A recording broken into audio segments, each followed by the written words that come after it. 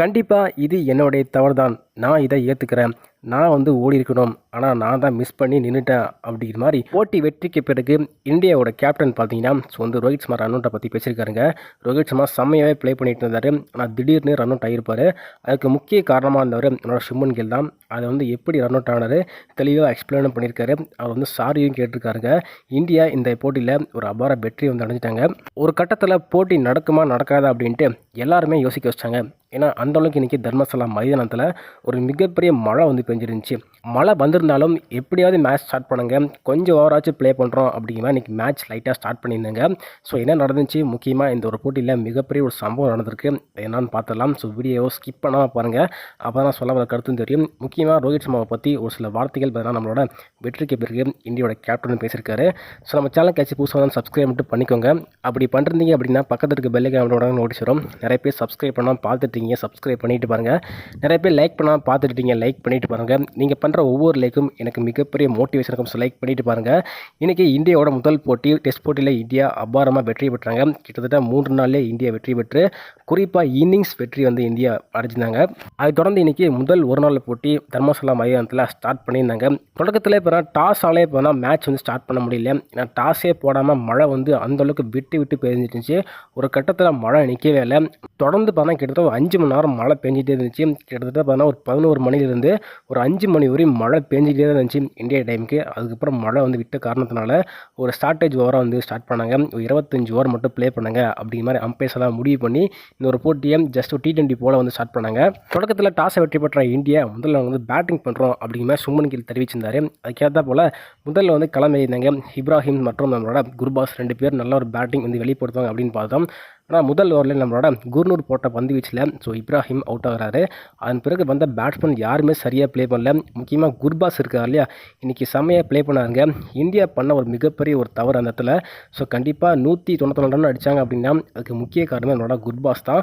இந்திய டீம் பார்த்தீங்கன்னா குர்பாஸ் விக்கெட்டை எடுத்துக்கலாம். அங்கே ஒரு வாய்ப்பு கிடச்சிது. அந்த வாய்ப்பை சரியாக இந்தியன் டீம் பயன்படுத்தலை. கரெக்டாக 3வது ஓவரில் என்னோட குர்னூர் போட்ட பந்து வீச்சில் கரெக்டாக பேரில் பார்த்தீங்கன்னா காலில் அடிச்சிருக்கோம். பால் பேட்டில் பட்டிருக்காது. அதை அஃபீல் பண்ணியிருப்பாங்க. ஆனால் அவுட் கொடுக்கல. யாருமே பெருசாக அஃபீல் பண்ணியிருக்க மாட்டாங்க. மேபி ரிவ்யூ போயிருந்தால் குர்பாஸ் கிட்டத்தட்ட 10 ரன்குள்ளே அவுட் ஆகியிருப்பார். ஆனால் ரிவ்யூ எடுக்காமல் இந்திய டீம் அப்படியே விட்டுட்டாங்க. இதன் காரணமாக அவர் அடித்து அடிப்பேனா கிட்ட செஞ்சுரியே பதிவு பண்ணிட்டார். மேபி அந்த விக்கெட் மட்டும் போயிருந்தால் கண்டிப்பாக இந்தியா கிட்டத்தட்ட 100க்குள்ளேயும் சுருட்டிருக்கலாம். ஆனால் எதிர்பாராத விதமாக அந்த விக்கெட் எடுக்க முடியல. அதுக்கப்புறம் பார்த்தா யாருமே சரியாக ப்ளே பண்ணல. கேப்டன் வந்தார். அவர் 26 ரன் அடிச்சிருந்தார். இதன் காரணமாக 25 ஓவர் முடியல. ஆப்கானிஸ்தான் டீம் 194 ரன் அடிச்சிருந்தாங்க. இது ஒரு மிகப்பெரிய ஒரு ஸ்கோர் கிடையாது. ஏன்னா 25 ஓவரில் 194 அப்படிங்கிறது கண்டிப்பாக ஒரு பார் ஸ்கோர் கூட சொல்ல முடியும். ஈஸியாக அடிச்சிடலாம் அப்படிங்கிற மாதிரி தான் இந்தியா டீம் களமிறங்கியிருந்தாங்க.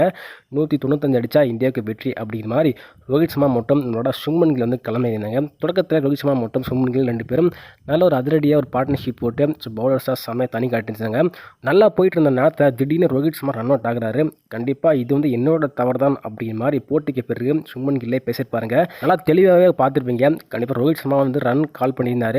ஆனால் சுப்மன் கில் திரும்பிட்டார். வேணாம்னு சொல்லியிருக்காலும் கரெக்டாக ஓடி வந்திருக்கலாம். ஆனால் மிஸ் பண்ணிட்டாருன்னு வைங்களேன். ரோஹித் சர்மா பாதி தூரம் திருப்பி போகல. கரெக்டாக ரன் அவுட் ஆகிருப்பாருங்க. இதை குறித்து ரோஹித் சர்மா பேசியிருக்காரு. இவரும் பேசியிருக்காரு. அதாவது இதுக்கு முன்னாடி இதே ஆப்கானிஸ்தான் டீமுக்கு எதிராக ரோஹித் சர்மா T20 போட்டியில் 2 டைம் பார்த்தா டக் அவுட் ஆகிருப்பார். அதனால் ஒரு டைம் ரன் அவுட் ஆகிருப்பார். அந்த ஒரு சம்பவம் தான் இப்போ ஞாபகம் வருது. அங்கேயும் சுப்மன் கில் தான் இருந்திருப்பார். அதே போல் தான் ரோஹித் சர்மா கால் பண்ணியிருப்பார். இவர் வந்திருக்க மாட்டாங்க. அதே ஒரு சம்பவம் தான் இன்றைக்கி நடந்திருக்கு. அதேமாதிரி ரோஹித் சர்மா கூப்பிட்டுருக்காரு. இன்றைக்கி இவரும் வரல. திருப்பி ரோஹித் சர்மா சேஸ் பண்ணி போகல. கரெக்டாக ரன் அவுட் அடிச்சிருப்பாங்க. ஆனால் போன டைம் தான் ரோஹித் சர்மா போயிருக்கவே மாட்டாங்க. இந்த மாதிரி ரோஹித் சர்மா நல்லா விளையாண்டுருக்குள்ள திடீர்னு ரன் அவுட் ஆகிறார் அப்படின்னா கண்டிப்பாக மிகப்பெரிய ஒரு டிசப்பாயின்மெண்ட்டாக இருக்கும். இதை குறித்து ரோஹித் சர்மா கிட்ட சாரியும் கேட்டிருக்காருங்க. நான் வந்திருக்கேன் அப்படின்னு மாதிரி. மேபி பார்த்தீங்கன்னா சுப்மன் கில் போயிருந்தால் கண்டிப்பாக டைவ் அடித்து ஓடிக்கலாம் ஃபஸ்ட்டே கால் பண்ணி. ஆனால் மிஸ் பண்ணியிருப்பார். இது என்னோட தவறு தான் அப்படிங்கிற மாதிரி சொல்லியிருக்காருங்க.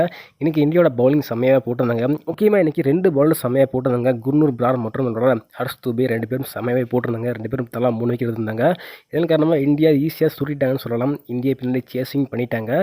முதல் போட்டியில் இந்தியா வெற்றி பெற்று முன்னிலைன்னு சொல்லலாம். இன்னும் 2 போட்டி இருக்குது. 2 போட்டியில் யார் வெற்றி பெற போகிறா, அடுத்த போட்டியில் யார் வெற்றி பெற போகிறா, முக்கியமாக ரோஹித் சர்மா ரன் அவுட் ஆனார் இல்லையா, அது யார் தவிர அப்படிங்கிறத கணக்கில் போடுங்க.